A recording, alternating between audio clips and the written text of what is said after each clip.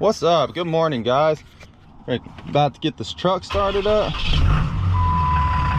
She was running like doo-doo last couple days, and then on the way home yesterday, threw a check engine light for low fuel pressure. It was just completely gutless. I was having a rock 50 just to maintain speed on the freeway. And if I didn't mention the reason it was running like doo-doo, I'm hoping it was a clogged up fuel filter. If not, I might have problems with my fuel pressure relief valve or maybe a loose injector line or something, because I was in there recently when I weight reduced the truck. So hopefully that takes care of things, the fuel filter. If not, I'm gonna have to torque down my injector lines again and possibly get a new fuel pressure relief valve. Alrighty, we're about to hit the road, pull out of the driveway. Get back, Case, get in the back. Get in the back. Unfortunately, my cool Insta360 with the magnetic mount that I could put out to get the cool shots is not working right now for some reason. But we're trying to get out of here, and it's always nerve-wracking, especially with a flippy load like this, pulling out of this driveway, because if I don't hit it the exact right way, it's gonna go down into the ditch back here, which is hard to see, but you can see how much it tips this wedge. Whew. Nerve-wracking, baby. Always nerve-wracking, no matter how many times I pull out of this thing. Always gets me every time. Usually I'm pulling out empty, but we got a nice little load on the back today. That truck up top really doesn't weigh that much. It's a little F-150 aluminum body and stuff, so it's pretty light relatively, especially considering I got the Expedition on the back and the big heavy service van on the back. That helps keep the wedge pretty solid when you have more weight on the back over the axles. But if I have that van up front or something, whoo, no bueno. Even the Expedition is heavy enough to be too heavy up top, but that little F-150 backed on is about the best place it can be. Let's go shut the gate and get out of here. All right, dummy alert. I left my wallet at home, man. I got 20 minutes down the road and realized it, but not taking any chances, not driving without my license. That means I don't have my medical card. That means I'm out of service. So that being said, we're going back home. 20-minute mistake. Well, it's gonna be over an hour mistake, because I mean I was 20 minutes from the house, 20 minutes back, and then going down my road I'll be pointed in the wrong direction, so I'm gonna have to go even further out of town to get back to the freeway. But if that's my only boneheaded mistake of the day, then we'll be okay. And I'm a firm believer in believing that everything happens for a reason, so I'm gonna look at this like there was probably a DOT checkpoint, or there was a cop down the road, or an accident, or traffic, something like that. This is gonna help me avoid. So, sucks to suck, but that's ADHD Brandon right there. I was focusing on other things, but at least I got everything else done this morning. I was pretty productive, so. Going back to get my wallet. What's up, guys? All right, we made it down to Houston, drop off the express van, and we're delivering to a Walmart. We got the ramps all in, and I'm about to take you guys on a POV view of me unloading, since I don't got the right camera set up today. Like I said, my Insta360's not working, so we got the new 2025, 55 miles on it, Chevy Express van. This thing has not changed much at all. My dad used to have one of these in 1998 with the thing right here in the middle and everything, so this reminds me a lot of it. But good old Express van. They haven't changed, just like unlike the new Ram Pro Masters and all that junk. I like the old Express van. Still got a V8 in it. Goes up the ramps no problem. Some of these other vans, they just have to rev up too high to make it work. But yeah, let's get her off the trailer, go deliver 2 more. And I don't have anything to pick up yet on the way home except for a dump trailer that's going out to Myrtle Beach, South Carolina. So we'll see if I'm lucky enough to pick up anything else. If not, we're just gonna get the dump trailer and call it a day.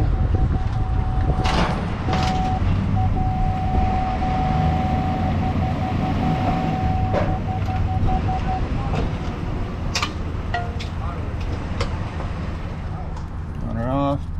My point of contact hasn't came yet, but I'm gonna go park this over here, do a quick inspection, and hopefully it comes out and meets me soon. Let's go. my dually.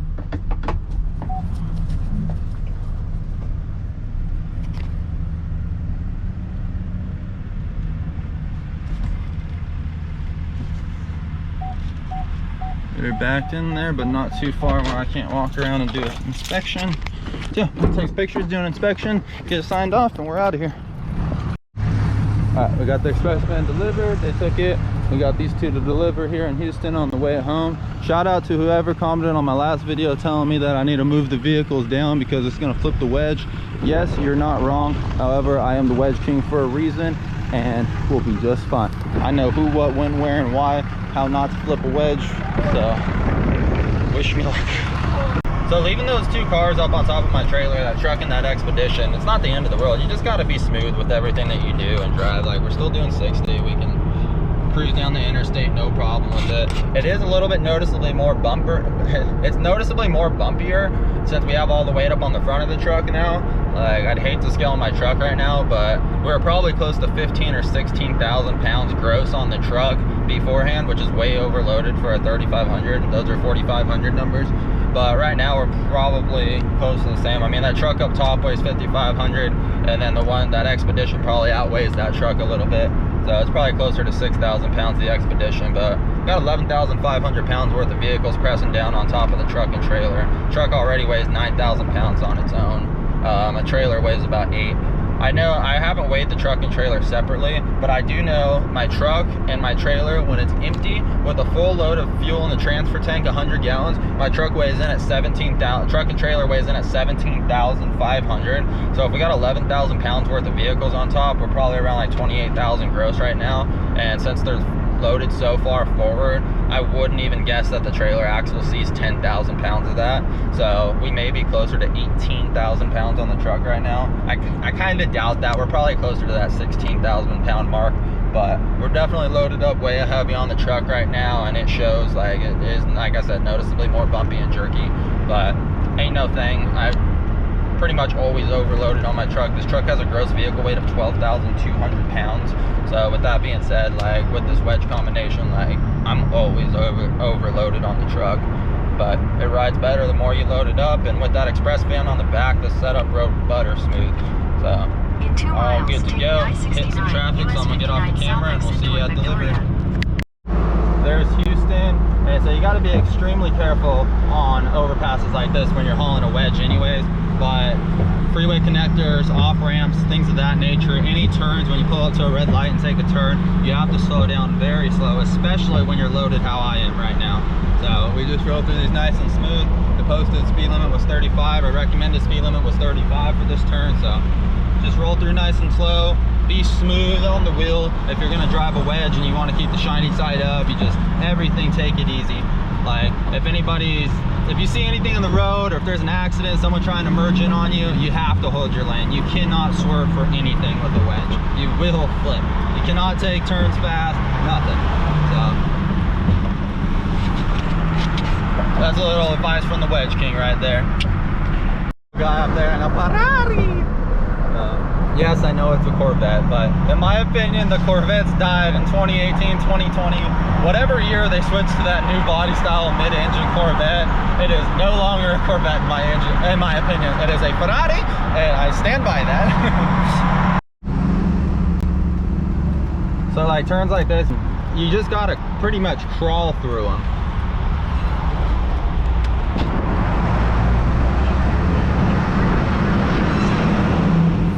It's a little bit different when you're loaded normally, but I mean, with any wedge, you have to just go very slow through the turns.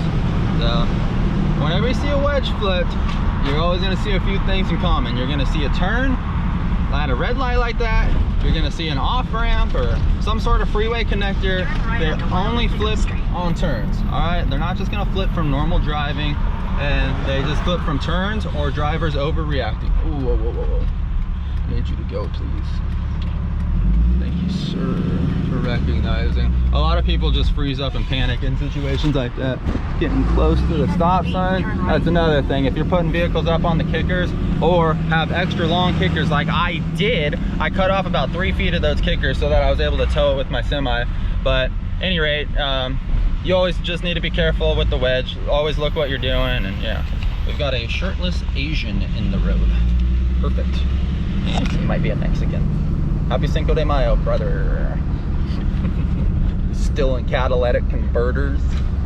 Turn right, then turn right. Alright, we're about to be at our destination, Yodo. And it does not look like I'm making it into any of these. So we will unload on the street in the fire lane. Wonderful. Yippee! Alright, we in the Expedition. It's got the little cool little spinner radio knob. We'll get her down. Get her down off the trailer.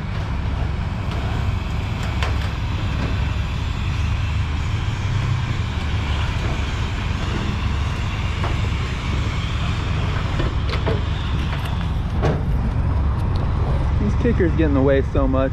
I built these bad boys myself, but they're definitely not as low profile as my old ones that I had on here. The other ones, you can put anything up and over them. These, a lot of vehicles get hung up on, but easy peasy lemon squeezy. Back her up, pull her in here, put my ramps back so those crackheads back there don't steal them. Do a little inspection on this bad boy and go find someone to sign off on her. Okay, easy. Easy.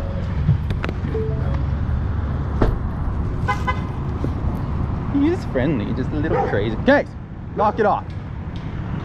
Knock it off. Hey. Hey. Knock it off.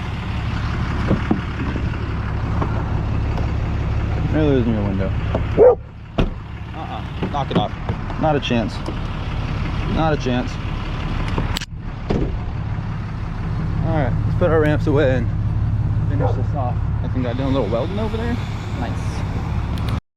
Ooh, we're in an elevator going to the 10th floor. I haven't been in a high-rise really since I used to clean windows. Fun fact, I used to clean windows downtown San Diego, all the high-rises and stuff, so, which is one of the funnest jobs I've ever had in my life, but here we go. Alrighty, we got the Expedition taken care of. Leaves one more. We got to drive 40 minutes north for it, which we passed the delivery coming down here. However, I had everything loaded. I had things loaded backwards. I could have rearranged it, but since this is the lightest vehicle with the big light ass end, I wanted this one to ride up here, so I figured I'd go down all the way, deliver everything else first, and then catch that one on the way home. So we'll see you at the delivery. You know what? I got a minute here, so I am going to take a break. Eat some tacos. I made tacos last night for Cinco de Mayo, so let's eat them up. I turned my truck on too soon. I hate turning it on and turning it off, but shut up. On a side note, my RPMs are doing good now. I had a really wicked idle that was jumping up and down the other day because my fuel filter was clogged, and then my truck was like extremely gutless yesterday on the way home, so had to swap that fuel filter out this morning, and we're back in business. Southwest Freeway this is not looking good. We're about to have the 3-point that's in here to turn around. That is a dead end. Continue straight. Continue straight, then turn right. See if we can get this in there and manage not to flip with our top heavy load. Adjustment.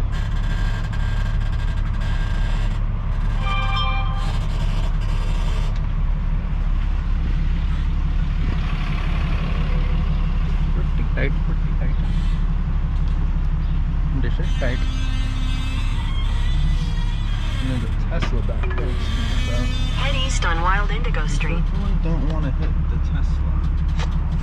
Okay, we cleared the Tesla. That's good. Now we just have to get out of here without taking out the curb. I'm too close. And we got big trees up there too, so.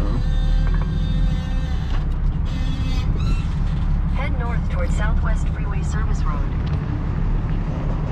Yeah, that truck's already closed. Yeah, well, we're just gonna do a little curb action. Sorry. Shit. That is not good. Yeah, that is not good. We're hitting the tree with the Ford. Fuck. That is not good. Oh, shit. Yeah, I probably just did some damage to this truck. That freaking sucks. God damn it. What a joke. You guys all caught that on camera. Glad I took that out wide. Way to go, Brandon. I'm too scared. I did not even want to look at what I just did. I have to take this out a little wider here. Like, no, this is not good. We're gonna find another way out of this. Damn, I can't believe I just did that. I can't believe I just did that. You are such an idiot, Brandon. I'm so scared. I don't even want to look at this right now. That was a big crunchy dunchy. I am in trouble. This is not good. This is not good.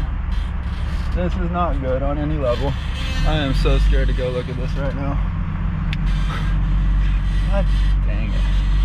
Why do I always do stuff like this?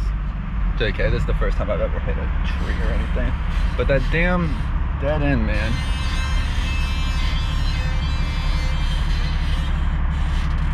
And you know what? If I would have been smart and moved that truck down, this would not have happened. So that one's fully on me. Such an idiot. Such a freaking bonehead move. That was a nice cruncher. Let's go see what damage I caused. Oh god, this is not cool. Let's go see. Fucking Brandon.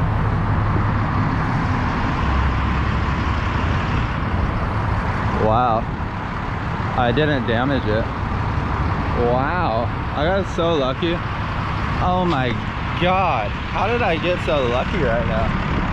There's no way I didn't damage that. That was such a cruncher duncher. God, I'm so lucky. We got some little scrapes right there, but if that's all, we are all Gucci. Let's go up and see if we can polish that out real quick.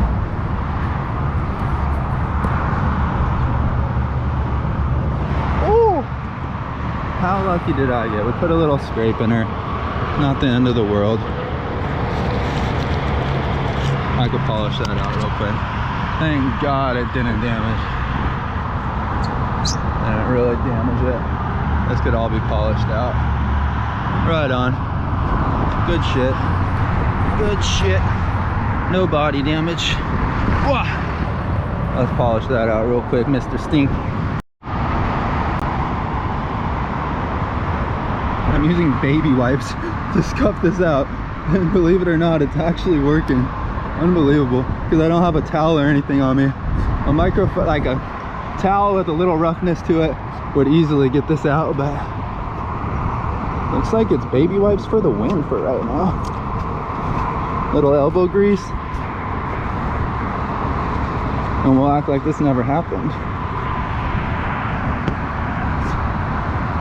Wow, such a rookie mistake. I can't believe it. We got most of it out. I cannot believe that that didn't do any damage. I mean, that crunch was crazy when I went in, and it was even worse when I pulled out. But thank God we got that taken care of. And what the hell? There's a dent right here that I didn't even notice. That's not good. I didn't even put that on my bill of lading. But whatever. We'll live. I'm not going to talk crap on Ford aluminum beds anymore, because that just held up to a damn tree. Kay says do the right thing, take the time to move this down. So that's what we're gonna do. This would have never happened if I would have just moved this truck down right now. Took a little 5 minutes to move it down after unloading the other ones. And I have a gut feeling now that if I don't do this, I'm gonna encounter another low tree. So let's just be smart and move this baby down real quick. Another pro car hauler tip is to be skinny, because you got to do things like this, especially if you have an enclosed trailer. I'm skinny as can be, and there's still times where I cannot get out of the cars in the enclosed. Ooh, a nice push button park brake in the Ford. Isn't that cool? All right, bring you down to acceptable level. Park. Pull for parking brake. Isn't that so trucky? All right, let's get her strapped up and delivered.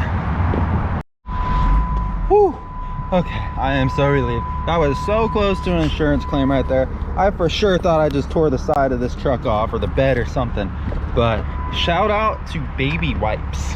I am so lucky right now. My first year with Progressive, I had 3 claims. Even though only one of them paid out, the other 2 were BS. Insurance still looks at your claim history, and whether it pays out or not, still counts you down as a claim, even when they don't pay. So with that being said, be very careful with vehicles, and then try and pay out of pocket whenever you can if you do have a claim, because the amount that they raise your rates is ridiculous. I've been really good the last 7 months with this new company, 0 claims, but oh, I was scared. I thought I just had one. Now we got another tight little turn here, but thankfully no trees. Let's go get this truck delivered. Just want to show you the difference in speed that we could take turns now with the wedge fully loaded. I would never have been able to do that with that truck loaded on top there. So that being said, also take your time. If you ever have a gut feeling, follow your gut. Your gut is always right. If it says pull over, check on the car, pull over, check on a flat tire, whatever the case may be. Look at these low trees, man. I am glad that I switched that around. Man, I would have took it out some more. But at any rate, just always go with your gut, like on anything in life. Your gut's there for a reason, and they are right. Okay, good. He didn't go in my lane. But yeah, so that being said, very lucky, very grateful to not have an insurance claim off of that stupid little misjudgment there. I should have known better. That tree didn't really look that low, and I also thought that I was going to hook to the left of it and avoid it completely, but that's what happens when you don't take your time. So later. I just want to touch back on those insurance claims real quick. So like I said, I had 2 of them that didn't pay out, and one of them only paid out. And even though it only paid out $369, something like that, I had to pay my $1,000 deductible. So it paid out, the total damage was $1,300. 2 miles, take the exit toward Texas 8, Beltway, FRTG Road. That was another just dumb mistake that I made. I tried to fit a 4th car on the back of my trailer, and my extensions weren't long enough. So I ratchet strapped ramps to the back to extend it a little bit, which worked. That was all good, no issue there.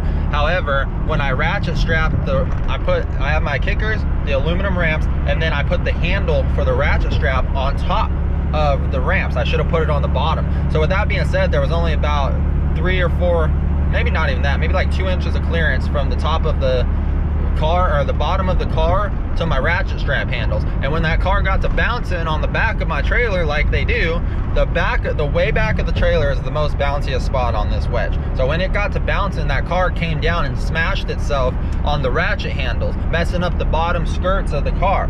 So that was just another dumb mistake. I tried to fit on an extra car. That car only paid $600, by the way, and I had to pay $1,000 out of pocket. So you can do the math on that. That's not too hard. Was not worth it in any way, shape, or possible. And on top of that, I put in like an hour extra work loading that vehicle to make it all work, and it didn't work.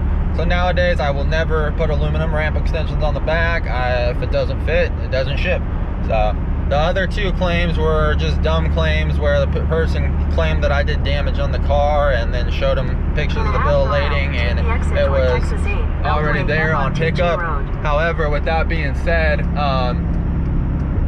the broker or whatever needed to file an insurance claim to protect themselves. So with that being said, it goes down as an insurance claim when they try and quote me again, but they didn't actually pay out on it, and I didn't actually cause the damage. So just little ridiculous things like that you should keep in mind if you plan on getting into this industry, or if you're already in this industry. Just be extremely careful what you do. Take a lot of pictures. Most of my inspection pictures have at least 30 pictures when I pick up the car. I go around the whole car and then taking pictures of the whole thing from far away, and then I get up close and personal. Quarter panel, door, front quarter panel, bumper, hood, windshield, under the bumper, get down low, get down under the side skirts to show all the stuff, and make sure that you do not scrape the car when you load, because you got to take detailed pictures to ensure that there was damage already there, or that there was no damage or whatever, because people could easily accept the car and then cause damage afterwards and say that you caused it. So you want to do a very thorough inspection. However, the problem is with doing a thorough inspection, if you do damage something, it's going to be noted. So with that being said, take as many inspection pictures as you can, even take videos if you have the opportunity. And stay safe out there. Happy hauling. This is how you can drive with an empty wedge. Oh, this railroad track is gonna be, oh shoot, that's bumpy. Okay, that's why they said 30 miles an hour. But yeah, when you got the empty wedge, we can drive like a sports car. Whee! Very fast. We're very fast. Oh, racing trailer, that's sick. Stink. That looks uncomfortable. But if you're happy, you're happy. Soaking in the AC. It usually goes down there on the floor, but you can see I got all my junk down there. But he'll curl up in a ball down there and just soak in the AC. Now, this is annoying when you get little trucks like this that think they need to go slow. Like, sir, I'm trying to drive like a NASCAR driver here. I'm very fast. Move! So the rain's pretty gnarly, and I guess we're under tornado watch. They shut down Texas Pride, so I'm not able to go pick up that trailer I was supposed to on the way home. So it looks like I just drove down to Houston just to bring one load down. So that's just lame, but we're 2.5 hours from the house. Gonna go home and relax for a couple hours. I won't be home till 7, and then I'm gonna go pick up my sister at the airport at midnight. So barely gonna get any sleep tonight. Take a little nap and then go pick her up. Probably get back home around 1:30 or so and sleep for the rest of the night. But yeah, this is a lot of fun. Oh, dang. Dang, I just hydroplaned hitting that bridge. That was gnarly. Okay, there's some water on the road. Dang. Okay, yeah, these puddles are deeper than they look. That's crazy. The dually like never does that. The dually's got the weight pushing down. She don't ever hydroplane on me. But okay, I gotta pay attention to the road. See you guys later. All right, we made it home. Nothing really too special to report on the drive home, except the weather was pretty crazy. What the heck? Dang, I didn't even notice that. See, I bent out the back of the trailer when I was backing out the other day, dragging it through the asphalt. Right there by my light, it's bent. That is not cool. But anyway, we made it home. It was some crazy weather. I was supposed to go to Texas Pride and pick up a dump trailer loaded on the wedge that's going out to Myrtle Beach, but they were under tornado warning, and said when I called, they said that they went home. But it was on my route anyway, so I decided just to stop by to really see what was up, because there was no rain or nothing weather and nothing crazy when I passed through. So I was like, let's go see if I could pick it up. And they wouldn't release the trailer. The manager was all like, it's right here, you know, it's right outside the door, but you can't let it go. Our people aren't here to do the paperwork. I was like, you guys, you sold that trailer 3 weeks ago. You would have thought that you would have done the paperwork already and had it ready to go. And was like, oh no, we don't do paperwork until you come and pick it up, but our titling people aren't here right now. I'm like, good job. Shout out Texas Pride for not being ready. Like, can't believe that. So I had to drive home empty. Yard flooded out. It got rain like crazy. So this is what we're dealing with here.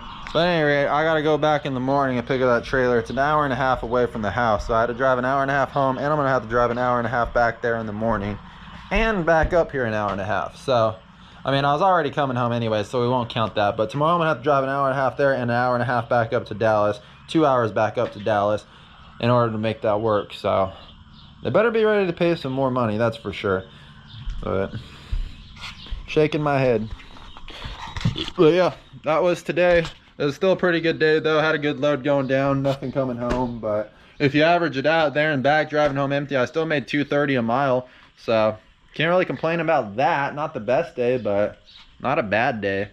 So with that being said, we're done for the day. We'll catch you on the next one.